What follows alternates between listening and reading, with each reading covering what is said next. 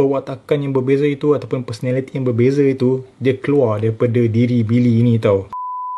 Assalamualaikum guys, welcome back to my channel. Kepada semua yang baru datang kepada channel aku, welcome to my channel. Jangan lupa untuk tekan butang subscribe dan juga jangan lupa tekan butang like guys. And kepada semua subscriber aku, thank you so much for your support. Aku respect korang, korang terbaik. Aku doa korang semoga sentiasa murahkan rezeki.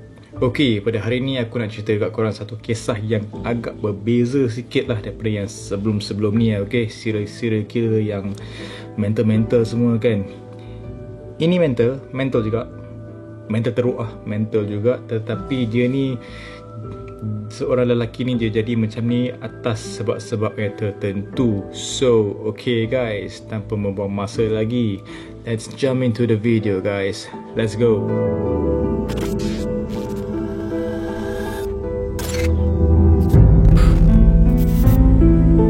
Dissociative identity disorder merupakan salah satu gangguan mental yang dialami oleh seseorang, okey, dan penyakit ini nama pendeknya adalah DID.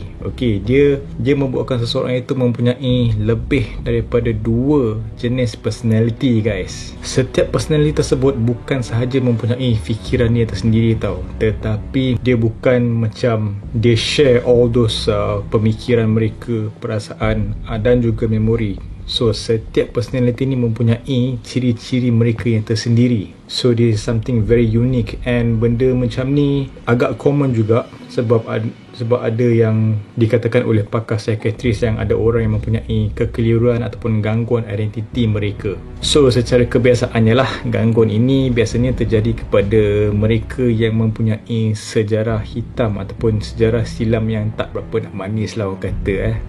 Dia ada trauma ke, dia ada bad experience ke masa mereka kecil kan. So mereka tergolong dalam orang-orang yang mempunyai penyakit yang sebegini. So dengan penyakit DID ni, dia telah dialami oleh seorang lelaki yang bernama Billy Milligan. Billy Milligan ni adalah seorang lelaki yang dikabarkan mempunyai 24 jenis personality guys. Banyak gila. So korang imagine ciri-ciri dari segi pemikiran, memori dan juga perasaan. 24 dalam satu badan. Ibarat dalam diri aku ni ada lagi 23 ekor beratur dengan ciri-ciri yang berbeza. Pada tahun 1978, Billy telah dibicarakan atas tuduhan yang dia telah merogol 3 orang wanita. Okey, namun begitu namun begitu, dengan keadaannya yang dikatakan sebagai seorang yang tidak siuman, dia telah terlepas daripada segala tuduhan yang dikatakan ke atasnya. Tetapi dia ada jugalah rekod dengan perbuatan yang dibuat olehnya lah ketika dia kurang siuman time tu. Okay?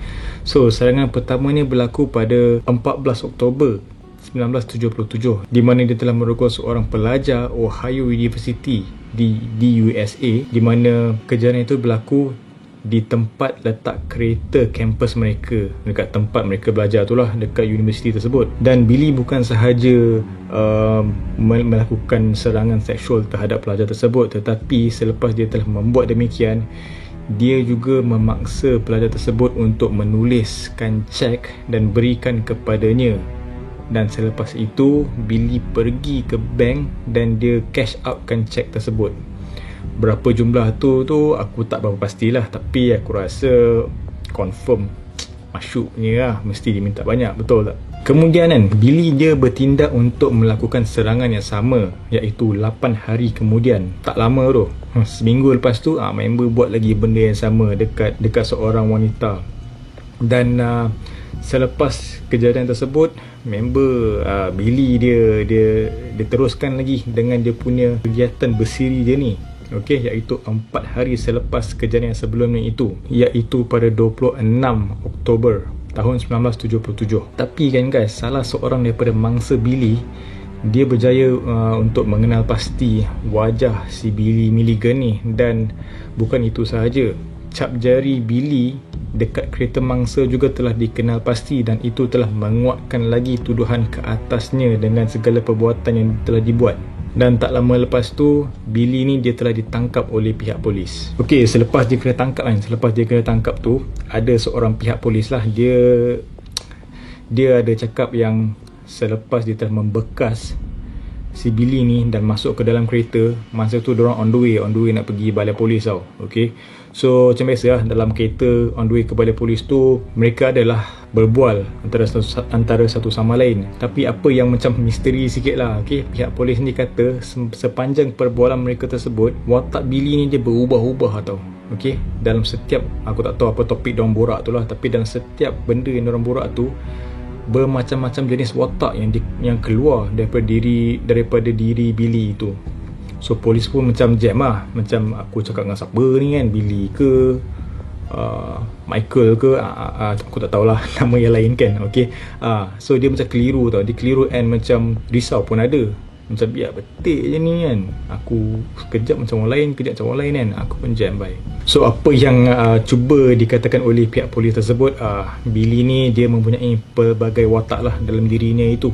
So disebabkan itu, pakar-pakar ataupun ahli psikiatris telah membuat satu penilaian yang agak detail lah ke atas Billy ni. Sebab dengar cerita daripada pihak polis tersebut macam agak crucial lah, agak macam berat agak lah kan situasi dia.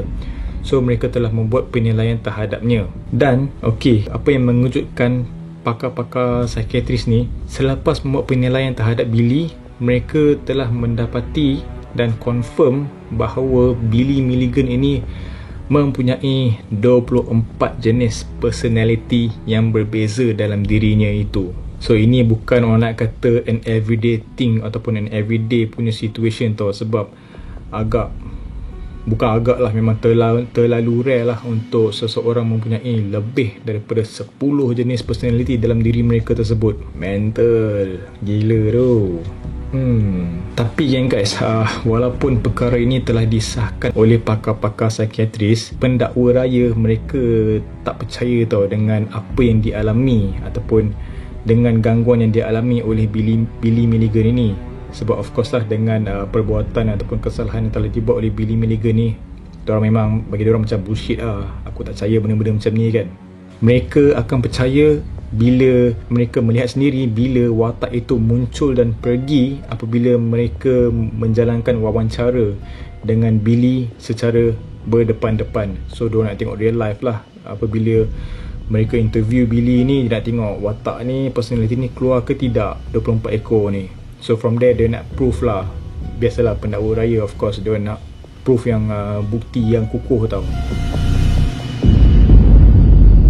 Okay guys, menurut salah seorang pendakwa raya yang bernama Bernard Yavrich, dia telah membuat kenyataan bahawa dia dapat mengesan melalui perbualan bersama Billy terdapat perbezaan dari segi percakapan, logat dan juga apa yang lagi macam buat dia lagi nak kata amazed ataupun terkejut tu tak juga, tapi macam sebab terlampau detail dari segi perwatakan si Billy ni, okey, daripada segi perbualan, logat dan juga daripada cara Billy duduk di atas kerusi apabila dia diinterview oleh pendakwa raya tersebut. So bagi dia macam wow, gila lah. Okay, daripada segi dia cakap tu ada perbezaan dari setiap personality yang keluar. Okay, dan cara slang dia bercakap kan, logat kan, contohlah kejap cakap ni 9, cakap Kelantan, cakap utara kan.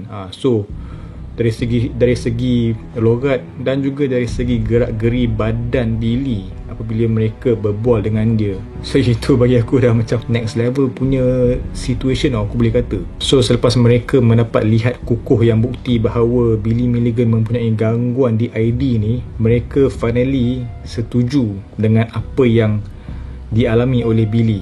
Dan disebabkan itu, semua telah bersetuju bahawa Billy ni memang confirm dia tidak siuman, kuku sudah dia punya kat atas ni.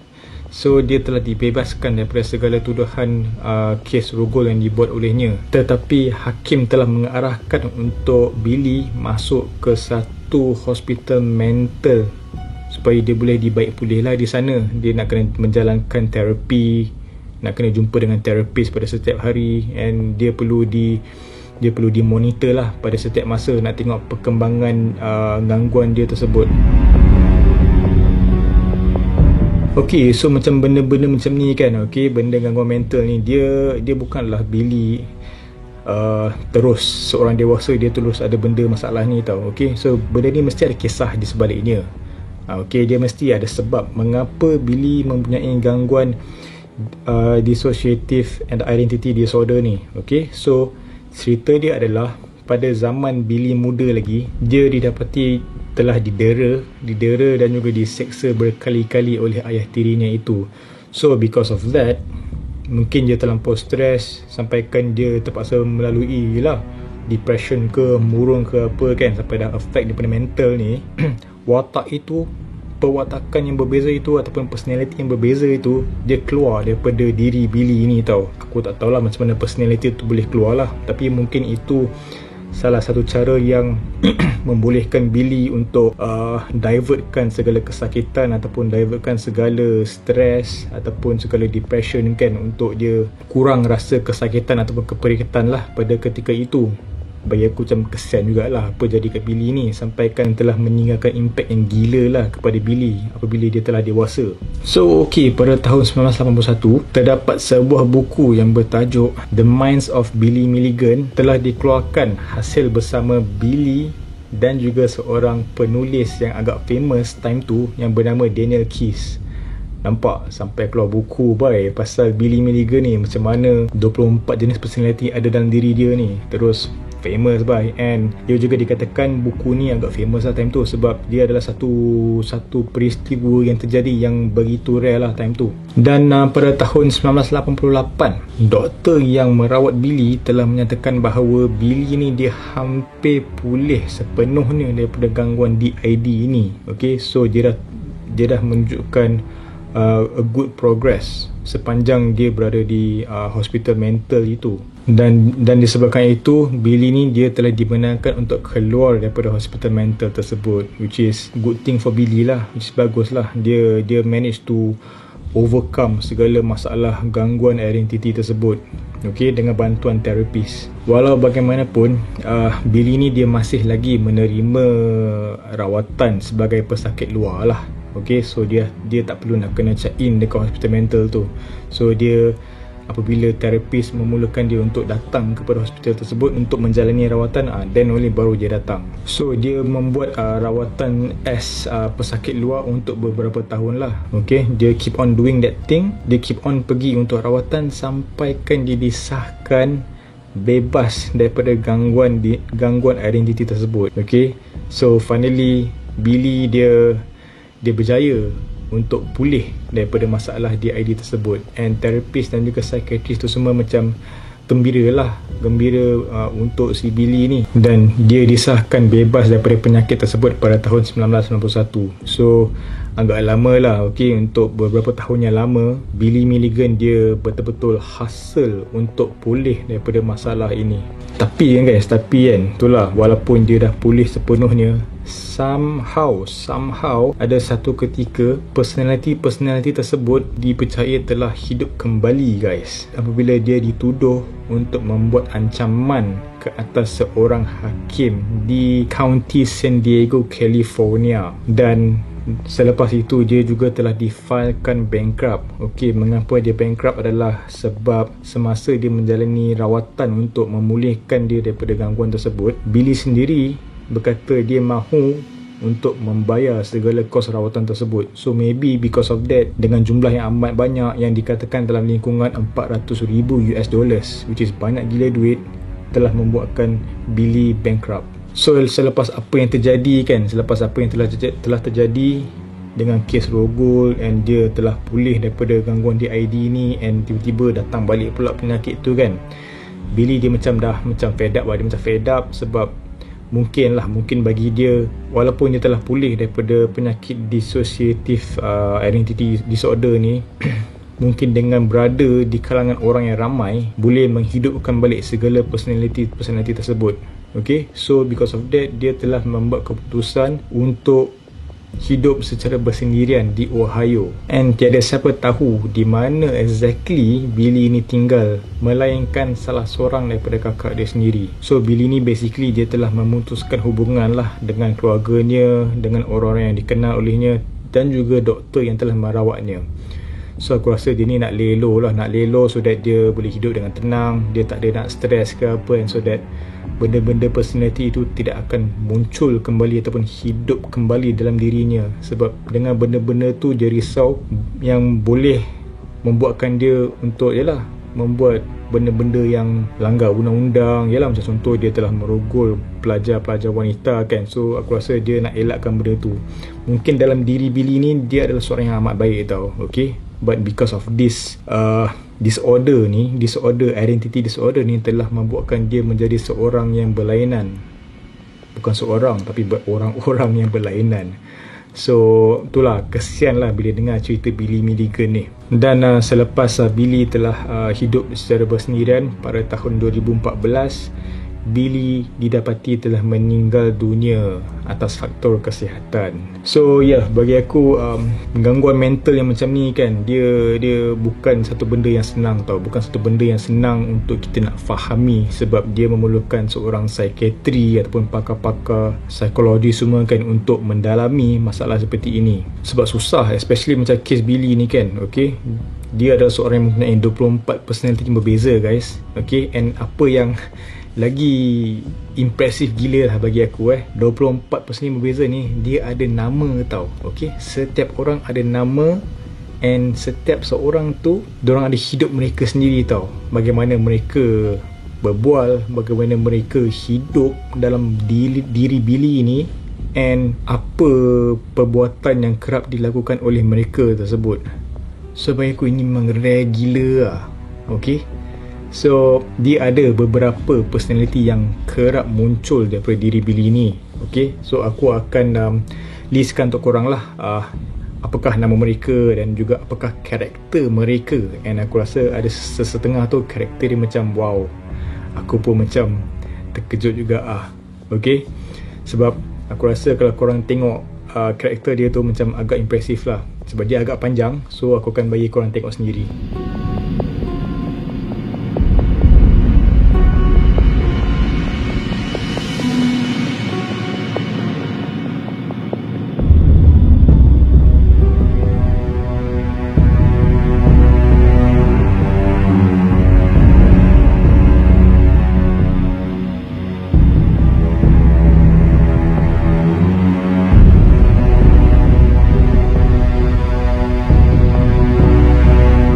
So apa pendapat korang mengenai kes Billy Milligan ni? Seorang lelaki mempunyai 24 personality yang berbeza. Kalau korang suka aku punya konten ni, korang boleh tinggalkan like, korang boleh tinggalkan komen apa pendapat korang, and korang boleh share dekat kawan-kawan korang, korang boleh share dekat korang punya family. Aku rasa ada jugalah setengah daripada korang yang tahu pasal cerita ni, okay? And aku lupa nak beritahu, kalau korang nak tahu kisah ni dengan lebih detail ataupun best sikit lah, aku rasa korang boleh tengok dekat Netflix. Sebab ada beberapa movie yang diinspirasikan oleh kisah Billy Milligan ni, okay? Tajuk dia adalah Split dan juga Glass. Dua cerita ni basically dia ikutlah jalan cerita, bukan jalan cerita yang exactly lah, tapi dari segi gangguan yang dilalui oleh Billy Milligan ni. Serious best, aku suka gila cerita tu. So korang boleh check it out, okay? And aku nak cakap thank you sebab tengok video aku daripada awal sampai habis. Aku memang tabit lah korang, hebat lah korang, okay? Jangan lupa untuk tinggalkan like, share, subscribe. Jangan lupa untuk tekan the bell notification dekat bawah. And jangan lupa untuk follow aku punya social media yang lain, sebab aku akan update semua pasal konten aku dekat sana. So thank you for the support guys. As always, never stop creating. I will see you in the next video.